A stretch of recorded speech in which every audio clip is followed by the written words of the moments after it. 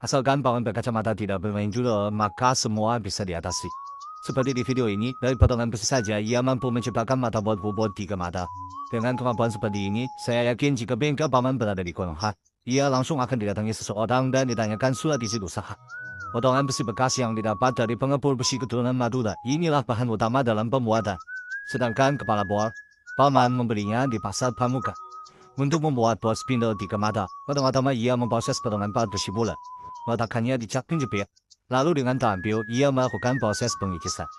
Seiring mesin bobot berputar, mata pahat bekerja keras menghaluskan permukaan benda kerja. Selanjutnya paman menggunakan sentap drill dan dipadukan dengan mata bor untuk melubangi bagian tengah besi tersebut. Lubang sederhana inilah awal dari pekerjaan sebenarnya. Tantangan pun dimulai. Ia melanjutkan pengikisan mendalam terhadap benda kerja. Setelah itu ia melakukan pengukuran dengan penuh ketelitian menggunakan sigma pemberian dari Kim Jong-un.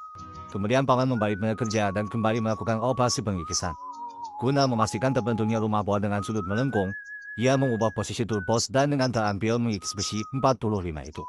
Saya sendiri tidak bisa membayangkan jika paman berkacamata menjadi seorang guru SDM di negeri kita. Saya yakin murid-muridnya akan sangat tampil dan penuh kreativitas. Seiring waktu berjalan, pemrosesan terhadap benda kerja selesai. Bentuknya seperti mangkuk. Berikutnya, paman memproses potongan besi kedua. Besi inilah yang akan dijadikan sebagai bagian belakang rumah dudukan bor. Proses pengikisan benda kerja kedua ini tidak serumit yang pertama.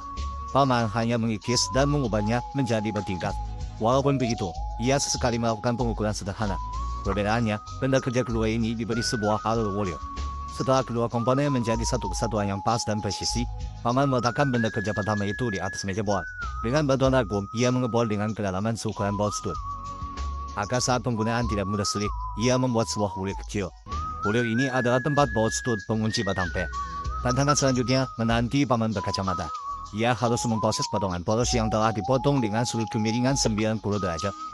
Polos baja ini nantinya sebagai batang shaft yang masuk ke dalam sentap drill. Sekarang paman melakukan proses rolling. Dalam proses ini, Saroni yang kabur ke Singapura pun berhenti sejenak, hanya untuk melihat kreativitas paman berkacamata. Benda kecil ini nantinya digunakan sebagai pengunci dan penyetel saat pergantian bor. Setelah semua komponen mulai terbentuk, tiba perakitan sederhana. Namun jelas, rumah dudukan ini belum bisa digunakan. Perlu membuat lubang pen sebanyak 3 buah. Setelah lubang terbentuk, tibalah paman memasang kepala bor.